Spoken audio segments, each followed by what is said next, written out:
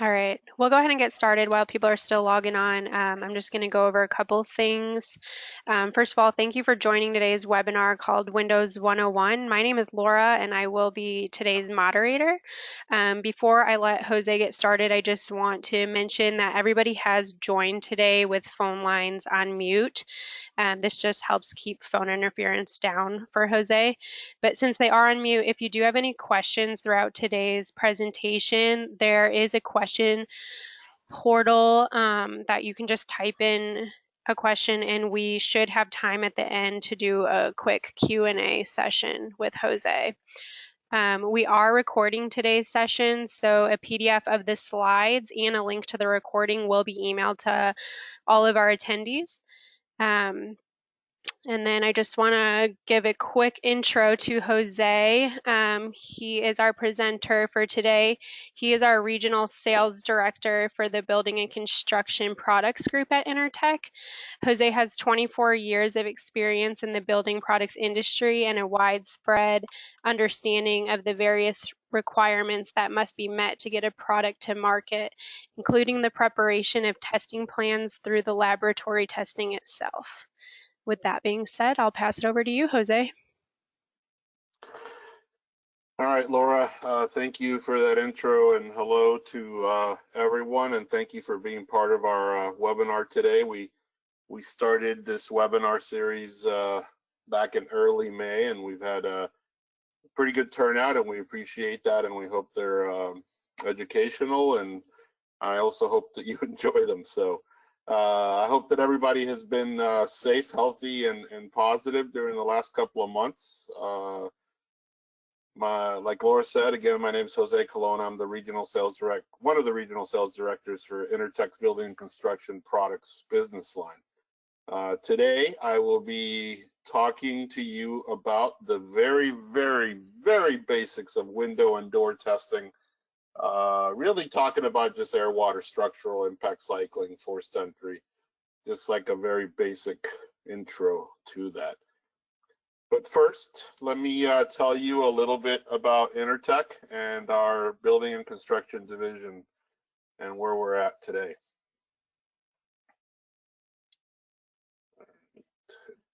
Slide. Try this again. There we go. Intertek is a purpose-led company.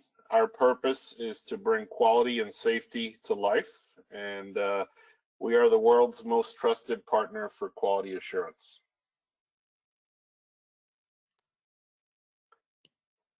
Intertek's history goes back to the days of Thomas Edison, who was one of our founders. Through the years, Intertek has grown organically and also through some major acquisitions into the company we are today. For our building and construction industry line, in 2013, Intertek acquired Architectural Testing, ATI, who was the leader in building product testing. Then in 2015, we also acquired Professional Services Inc., PSI, who is the leader in the US for project services like environmental, geotechnical, and construction materials testing for all types of construction projects.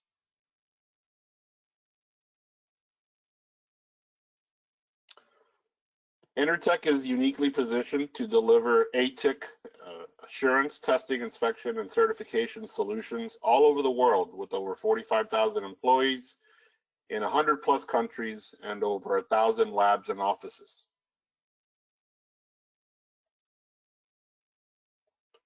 Building construction-wise, we are located in North America, Europe, the Middle East, and China.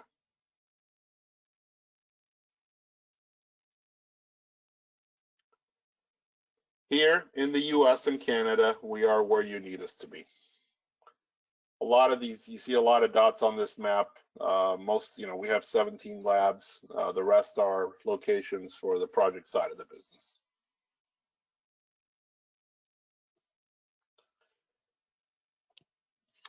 We offer the industry's most complete line of services for commercial, industrial buildings, and product manufacturers ranging from environmental services, building sciences, product testing, mock-up testing, field labeling, and certification.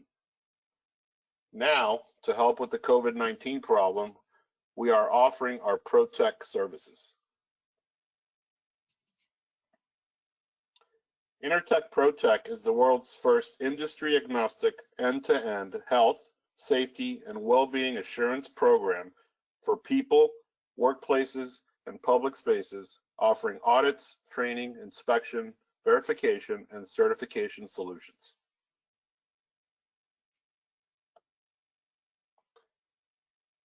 Going back to what we offer in the lab, on the product side, we offer lab services, the test services that we offer, air, water, structural, impact cycling, acoustical, thermal, all of those. We also do field testing on construction projects, so we do air and water in the field. We can go to your in-house manufacturers, in-house test labs to do witness testing. We do that all over the world. We actually have some people overseas right now witnessing some testing. Of course, we offer our certification services with our ETL listings and labels and Warnock, Hersey, and so forth. And then we also offer quality control services. We can be your quality assurance agency, which you may need. We also offer some engineering services that you may need on projects like delegated design, which is called out in many job specifications.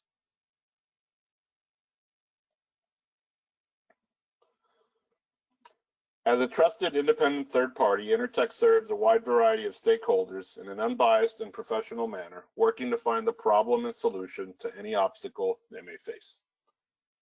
We deal with everybody: architects, designers, contractors, owners, and of course, product manufacturers.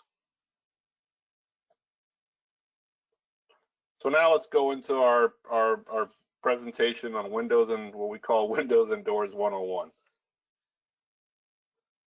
Our learning objectives for today are as follows.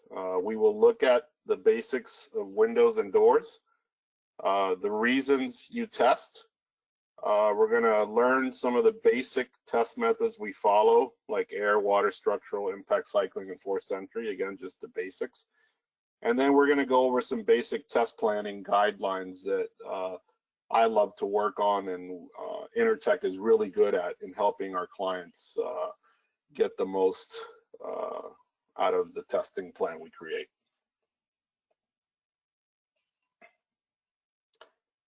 No building is complete without windows and doors. We need them to protect us from the elements, but they also bring in light to our buildings. They make our buildings energy efficient, and they help us reduce the noise coming in. We have many types of windows and doors. Everybody that's registered for this knows that. Made from all types of materials like wood, PVC, aluminum, brass, steel, and who knows what else we're going to come up with in the future. Typical windows like fixed windows, of course. Casement windows. Hung windows. Tilt turn windows,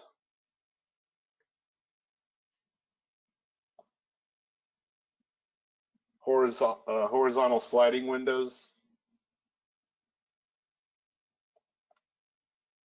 and jalousie windows, which not many people are familiar with unless you're in South Florida or the Caribbean. We have residential doors, of course. Sliding doors.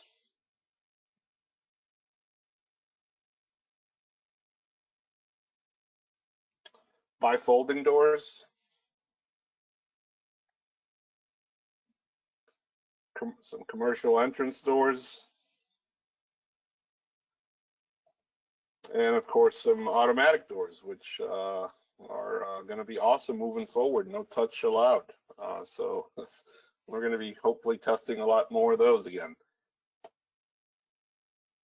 So now let's look at some of the reasons why we need to test, like natural and man-made events, quality control reasons, building codes, and job requirements.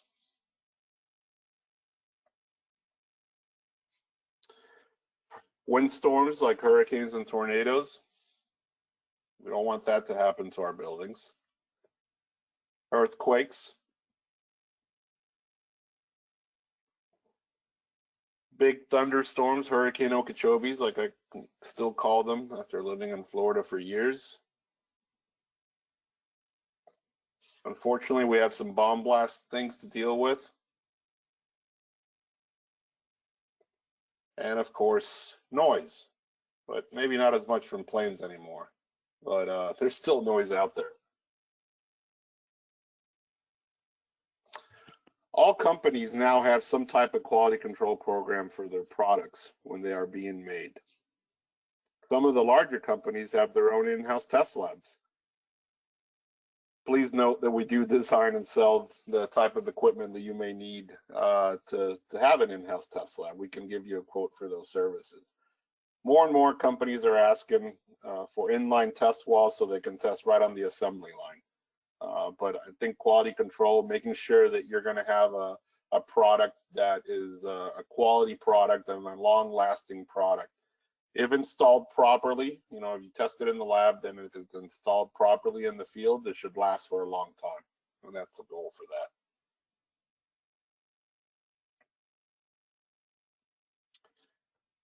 You also have to test it complying with building regulations, from national codes to local codes. We have also tested to the old AMA 101 specification we now call NAFS.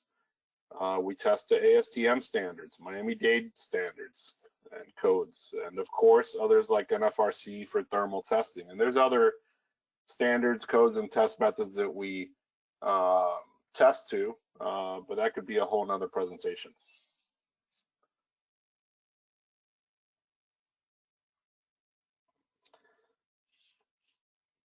At the end of it all, you want to make sure your products meet performance requirements for construction projects. You want to bid and win. Most of the time, people do this way in advance.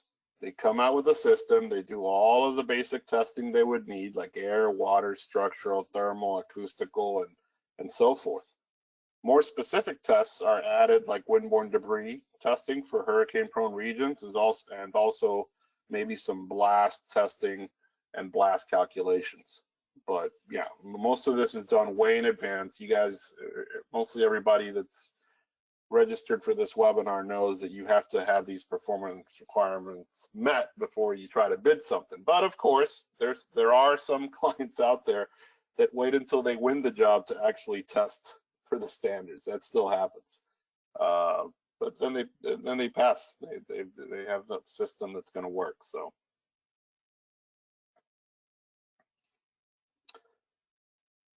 Now I will spend a little bit of time just going over the basic test methods that I have tested for most over the past 24 years. Well, actually, hold on.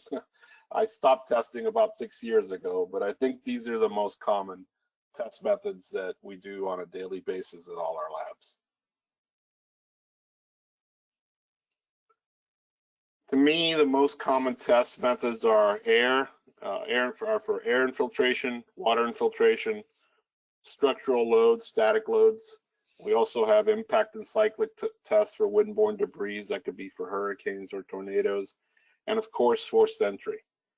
I got tired of writing the full name out all the time when creating test plans, so I just started using AWS or AWSIC, and etc. I think there might be some people on this call that know what I'm talking about.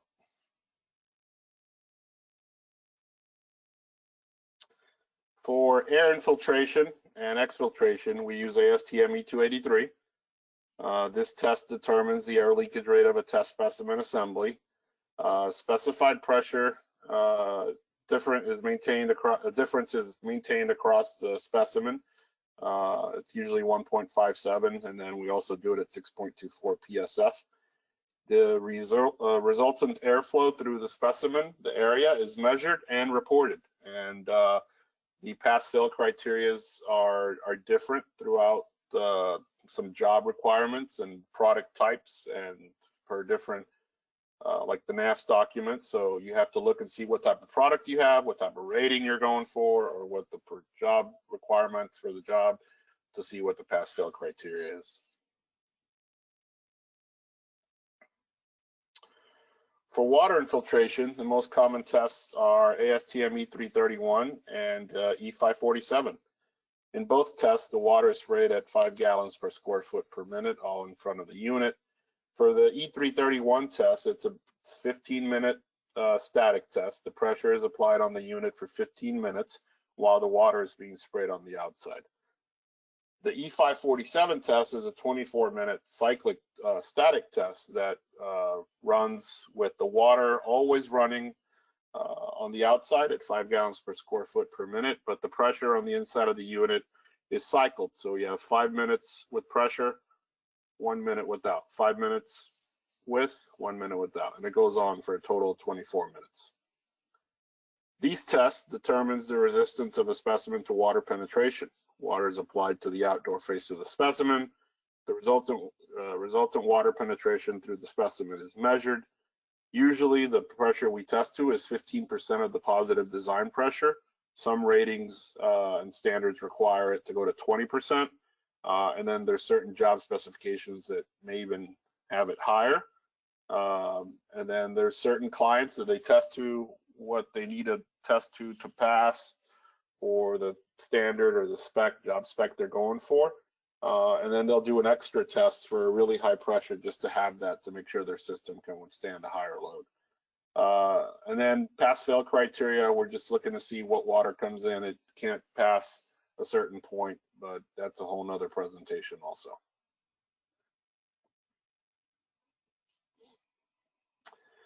For the static load test, the uniform static load test is ASTM E330. This is the test that most people still call the DP test. I still get phone calls to this day where people are saying, hey, I need a DP rating on my door or my window and so forth. So they still use that term.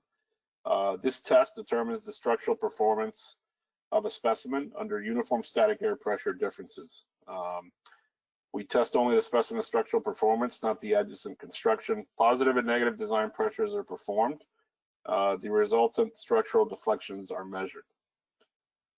We do positive and negative loading. We do preload, design load, and overloads. The load durations are either 10 seconds or 30 seconds, depending on what standard or test method you're using. And the deflection criteria changes per standard, per code, per specification, per product type. So there's a lot of different pass-fail criteria for deflection and permanent set.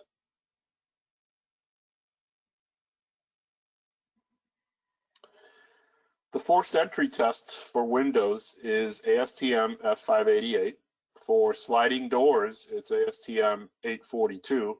And for side hinge doors, there's AMA 1304. These tests determines the ability of window and door assemblies to restrain delay or frustrate forced entry.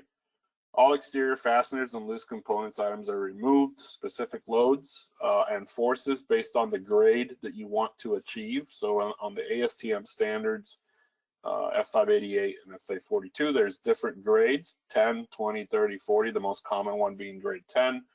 And those loads are applied to the window or door at different load increments and durations based on the grade that you want to achieve. For the door test for AMA 1304, it's just a basic load. A determination is made as to whether or not entry can be gained through the test specimen from the exterior.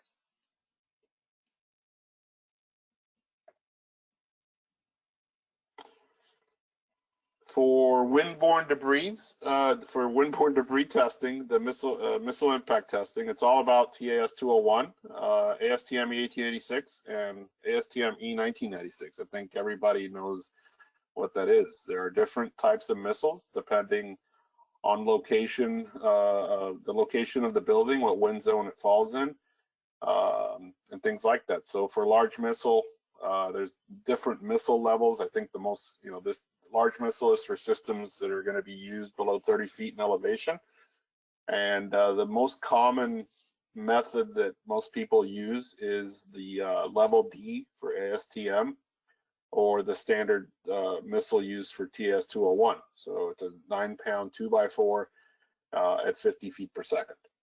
And ASTM does allow you to have different missile types depending on the wind zone that the product is going to be used. So in the past, we have done lower levels. I think one of the more common ones that we've done is level C. I don't remember doing a lot of level B, but we could do it.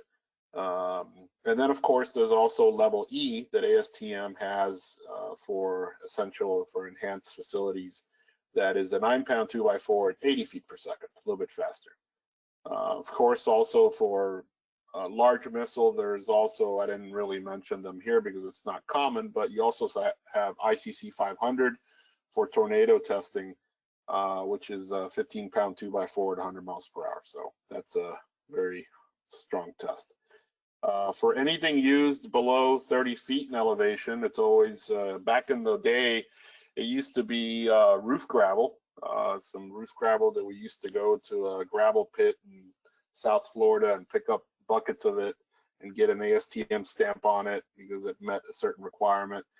But now that's changed, that's disappeared years ago, and everybody's using 2-gram steel ball bearings fired at 130 feet per second. There's 10 of them that are fired at one time at 3 different locations. And that's level A for ASTM, and that's the small missile called out in TS-201.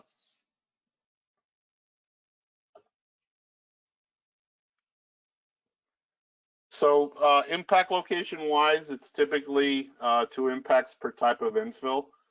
So if you just have a fixed window like the one here on the picture, you would shoot the geometric center and then you would shoot one of the corners based on whatever standard you're following. For small missile, we have 3 impact locations per type of infill. If it's a bigger unit that has, let's say, a pair of doors with side lights and a transom, and that's one of the specimens out of 4 or 5 or 6, however many you have, you will also have to hit the vertical mullions, any different type of horizontals, rails on doors, rails on windows. If there's any panels, raised panels, those will also get impacted. Pass-fail criteria, that's a whole nother presentation. I'm not involved in testing anymore, so there's different pass-fail criteria, mainly the tear, 5 by 1/16 of an inch or a 3-inch sphere, no penetration of the innermost plane for enhanced protection, and it's also after cycling. You can't have any of this happen. 3 identical units must be tested. The standards call out for 3. But then you can mix and match. You know, you don't have to test 3 of everything. The overall in time, we've been allowed to mix and match and create test plans that get you the most out of it. So these units do not get tested for air and water infiltration after it's been impacted. There are certain people that have done that in the past, but it hasn't been called out. After impact, of course, it has to go through the cyclic load test, which you know, that's the next test, which is TAS 203, and also it's called out in the ASTM standards. Every impacted unit needs to be cycled. Okay, and these tests for windows and doors are 9,000 total cycles, 4,500 cycles in the positive direction in a spectrum, 4 different stages from a low to high load spectrum, and then 4,500 cycles in the negative direction in a load spectrum, 4 cycles again from high to low. Cycle time is about 3 seconds per cycle, so the test could take anywhere between 3 to 4 to 5 hours, depending on the size of the unit. Failure mode may be the glass pulling out of the frame, additional tears in the glass, the vertical mullions buckling or pulling out from the frame, the door opening. It could be a lot of different things. Deflection and permanent set are measured, and if it's an operable product, then it should be operable after the test.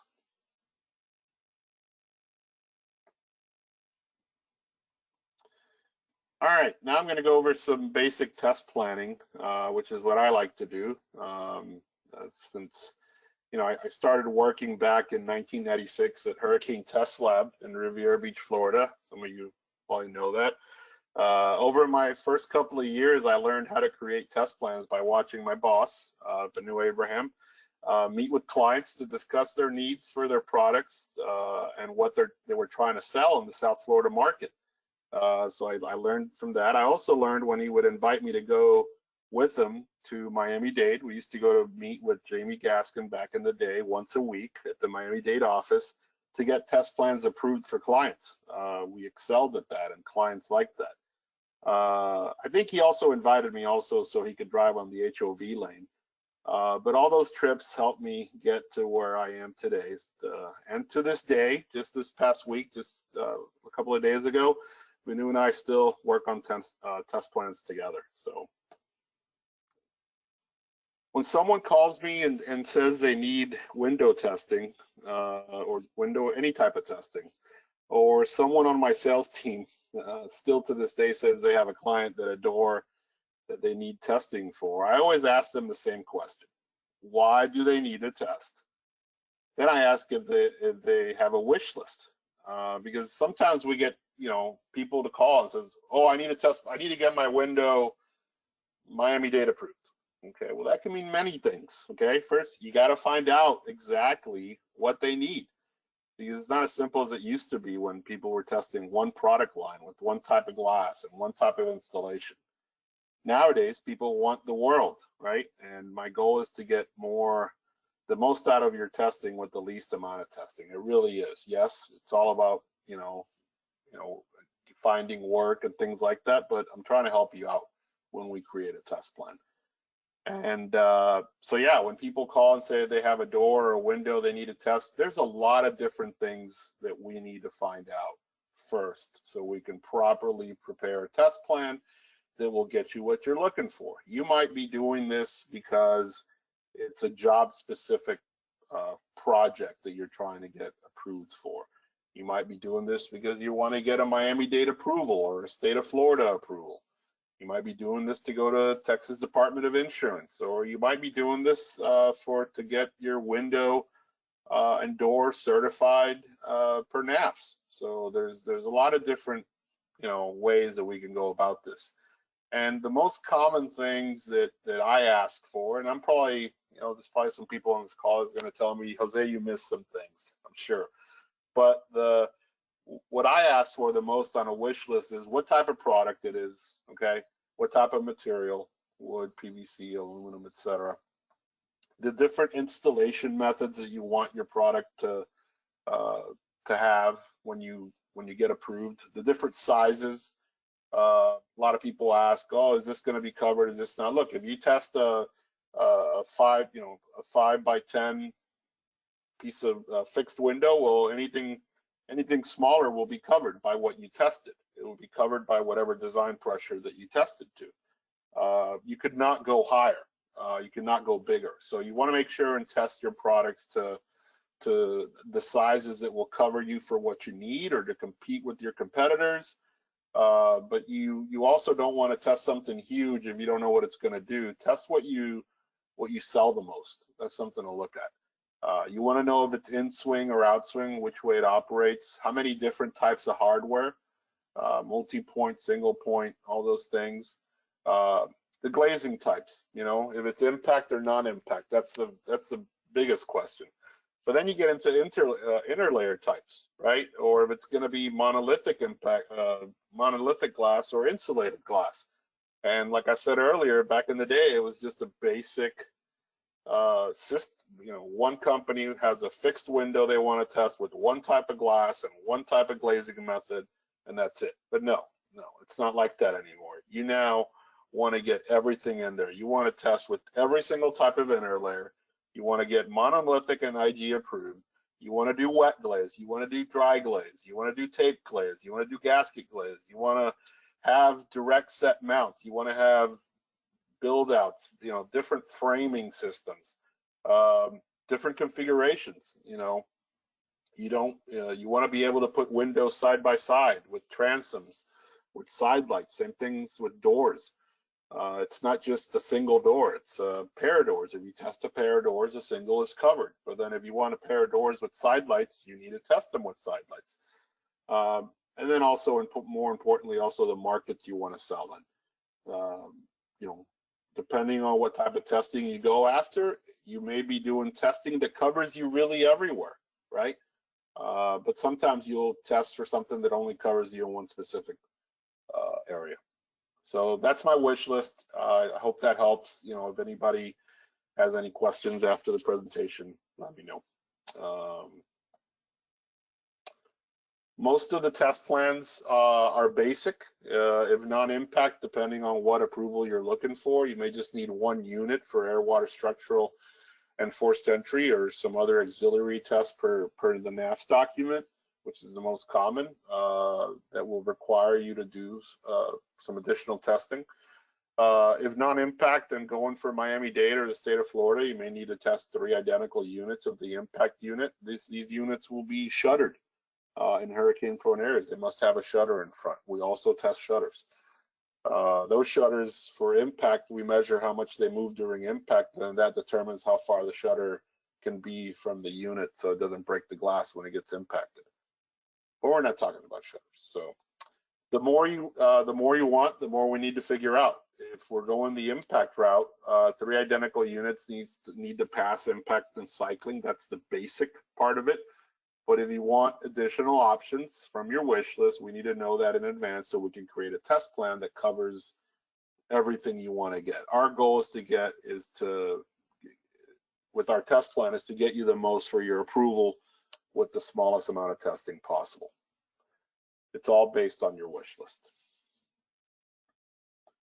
You know, we have some test plans that we start off with that we have a whole bunch of different types, like the sliding doors. We have a whole bunch of different types of sliding glass doors, and they want different track conditions, different glass, different things, and we try to, you know, cut that down to less units, right?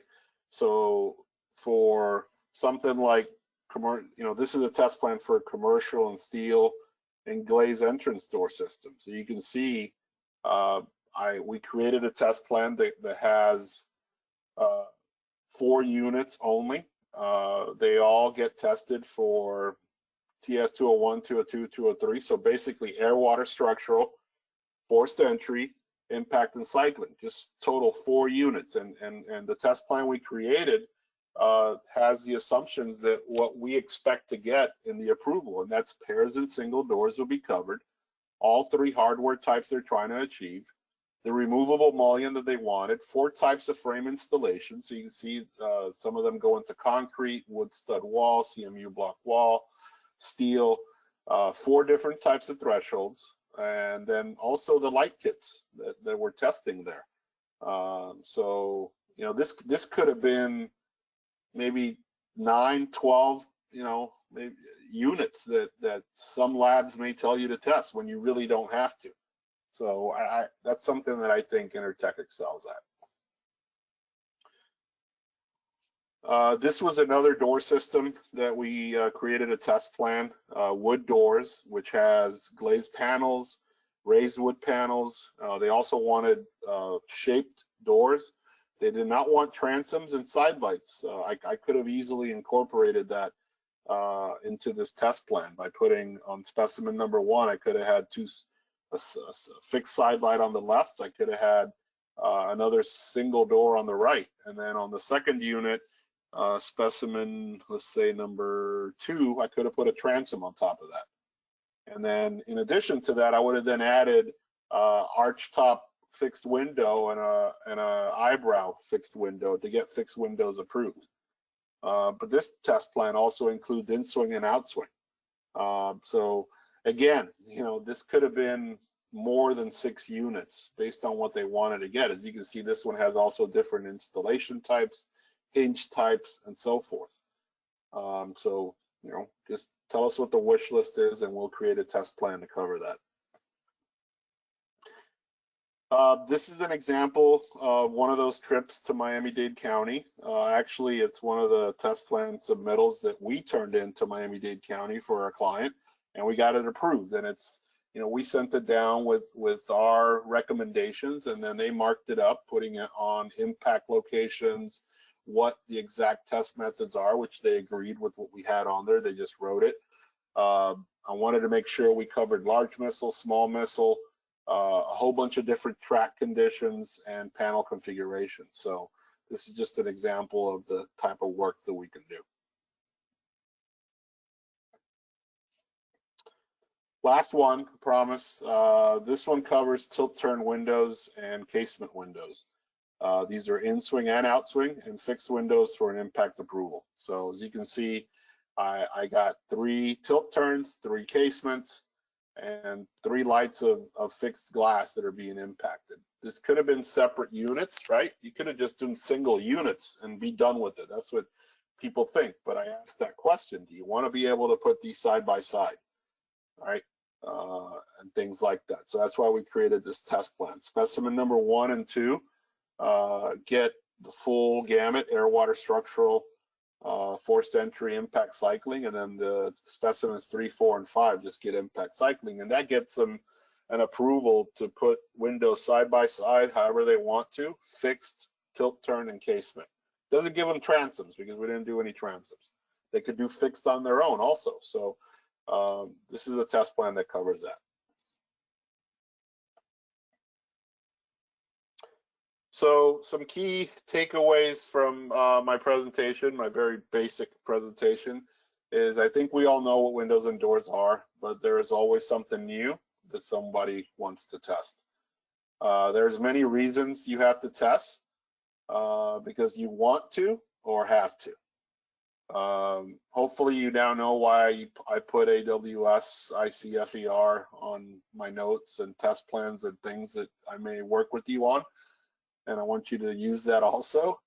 And then also want you to understand that we want to make sure and get the most out of your testing with the smallest test plan possible. And we're ready and waiting to help you with your next test plan. So thank you very much for your time. This concludes my presentation. I hope you have enjoyed it, and thank you for your time. Please stay safe, healthy, and positive. Laura, back to you. I think we have time for some questions. I'll try to answer them if you got any. Yeah, we do. If there's any that are kind of too complex and you want to just follow up with afterwards, just let me know and we'll go to the next one. But first one is what type of testing can be performed for field testing of doors? Well, field testing of doors, the most common test is just basic air and water tests that we do in the field. So that would be similar test methods to E283 and E331, but in the field it's ASTM E783 and ASTM E1105. Those are the most common test methods. The AMA documents, AMA 502 calls out for those test methods. Next question, can you specify a ASTM E331 water test for a field mock-up that's 3 stories tall? And if not, what is this test that needs to be specified? You can specify whatever you want. Architects and consultants, you know, we've seen some pretty amazing test procedures and performance requirements. I think in the field, the basic test method to use is ASTM E1105. There's also a dynamic water test that we can do in the field, AMA 501.1. I would say the most common one would be 1105, which AMA 502 and 503 call out for. So hope that answers your questions. If not, send me an email. Let's see. For the impact test, having tested these windows for so many years, can you tell me typical glass thickness and types, whether that's tempered, untempered, laminated, or unlaminated, that typically pass this type of testing? It's all laminated glass with different types of inner-layers, PVB inner-layers, plastic inner-layers, polycarbonate inner-layers, liquid inner-layers. These glass will be laminated. It could be a monolithic piece of laminated glass, or it could be an IG piece of glass with tempered on the outside. So tempered, 1/2-inch airspace and 5/8 glass, 5/8 laminated or something like that. Perfect. Next one is, in the ASTM F588 testing, how do we determine what test to select? Can you test until failure and apply that rating once completed? So before I answer that, let me go back to the glass one more thing. And you got to also remember there's also different thicknesses of inner layers. So Small missile glass could be an 060 interlayer. For large missile, it's usually 90, 090 interlayer, and so forth. The interlayer experts can help you with that. But okay, so going to forced entry, say the question again, Laura, I'm sorry. It's okay. Where is it? It's about failure and which grade or. Oh yeah, in the ASTM F588 testing, what do we determine, or how do we determine what test to select, and can you test until failure and apply that rating once completed? So no, you can. So the way it's determined is based on the type of product. So the type of product will then determine what type of window it is. So there's a type A, B, C, D, and the ASTM standard F588 and F842 have pictures to tell you what type of window falls under what type. And then it tells you what grade to use. Now, the grade that you choose is all based on what specification you're trying to meet. So in NAFs, the most common grade is grade 10. But you can go higher, grade 20, grade 30, grade 40. And the higher you go, the higher the loads are, the higher the load duration is. And then to answer the question on can you take it to failure and then go back? Yeah, I guess if you did grade 10, you passed it, and then now you want to go to grade 20, which is great. Hey, more testing, awesome, I love it. And then you fail at grade 20. But no, I wouldn't. You could do it that way, but I would just go by whatever grade you need. Got it.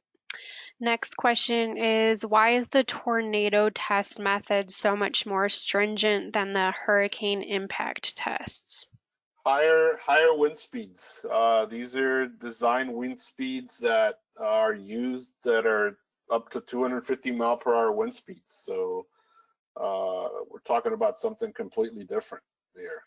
Two different types of wind speeds, that's why. And then, do you test wall systems as well to Miami-Dade County protocol? Yes, all type of wall systems. ACM, MCM panels, metal, just standard metal wall panels. Same thing with roofing. Yes. This next one might be a little intricate, but we'll see. Residential double hung tilt-in fiberglass vinyl windows. What is fire testing done on those window styles? Fire testing on windows. I am not the fire expert. So they thought. Yeah, so send me an email. I'll get you an answer. We'll follow up with you after this. How are skylights treated regarding testing protocols? It's similar. It's similar, but it depends on the type of skylight. With what loading that you're going to do wind load wise. You do the air and water testing. You test it in a horizontal condition though. Depending on the type of skylight, if it's a glass skylight, you apply the loads a certain way.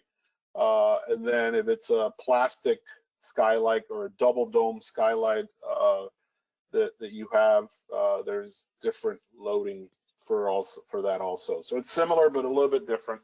If you have a specific question, just in addition to that, just send it to me and I'll answer it. What is the typical reduction to standard test pressures shown in the specs versus field testing? So if you test in the lab, like I said, you test usually water to 15% of your positive design pressure. And let's say your design pressure is 100, so you tested 15 PSF. That's the test report you get, and that's what you have, right? That's what you get approved for.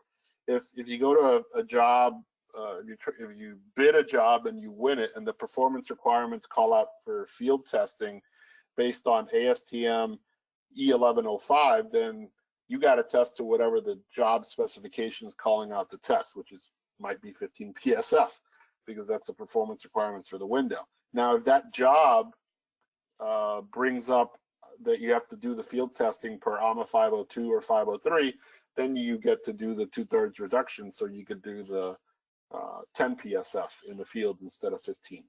So if it says ASTM only, you can't do it.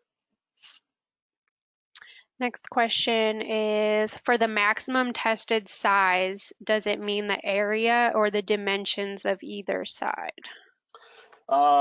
Both.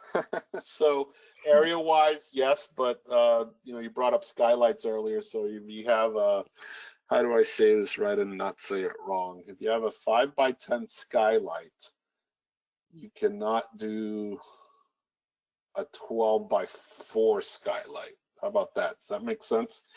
Whatever the longest, you gotta have the dimension you test that you test to. Anything smaller is covered. You can't do it a different way. I don't know if that makes sense, but you have to you have to make sure and test. If you test the largest size, anything smaller is covered. But the dimension of the width or the height, there's some weird things there that come into play. So sorry. Let's see. What would a typical timeline for testing and results be, or does this vary greatly? Several weeks or months? Great question. So look, when we start talking to you and you create a wish list, we can create test plans pretty quickly. We're not going through any approval process for the test plan because it's something we've done over and over again. And it's not some new technology. We could start testing pretty quickly as soon as you get us the products, depending on the number of units. It could be, we're testing 4 or 5 units. It could be a week's worth of testing, or it could be 2 to 3 weeks of testing. After testing's completed, our standard operating procedure is to get you a draft of the report and then the final report by 14 days, 14 business days. I'm sure there's plenty of you on this call that say, well, wait a minute, you always get late reports. Yeah, it happens. There's always some delays, either on our part or the client's part, and we try to do our best to get you the report quickly and correctly. So hope that answered the question. Yeah.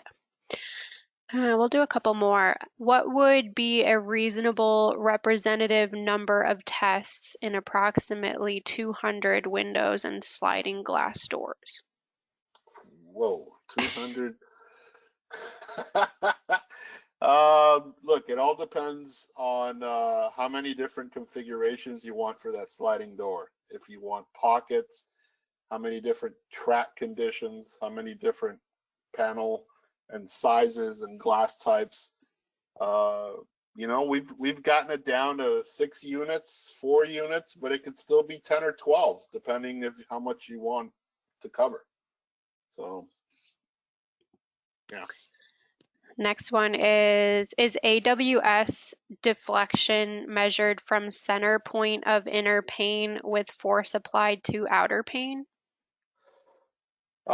So I guess you're talking about just deflection during the static load test. Look, we measure the deflection of all the structural members, the rails, the stiles, framing systems if it's a fixed system, and we measure it. It's the unit's being loaded, and we just measure how much the unit moves. So I don't know what else to answer on that. Someone said you used the term infill. Is that referring to the interlayer of the laminate? Say that again, Laura. Oh yeah, infill. Yeah, well, infill could be the standards like the ASTM talk about testing each infill. So that could be a piece of glass, that could be a piece of wood, that could be a piece of metal that you're impacting. That's just their terminology. Alrighty. And then can you explain expiration dates for tests? Are expired tests usable if nothing changed in the product? Heck yeah, I know certain reports have expiration dates, and that's just really a record retention end date because we can't keep samples and records forever. There's different code agencies in the past that they required us to keep things for a certain amount of time. So we put those things because we just can't keep paperwork and files everywhere all the time. So yes, some reports still have those type of dates, but the data is what it is, and you could show that to anybody. Nothing's changed. I don't know why you couldn't use it.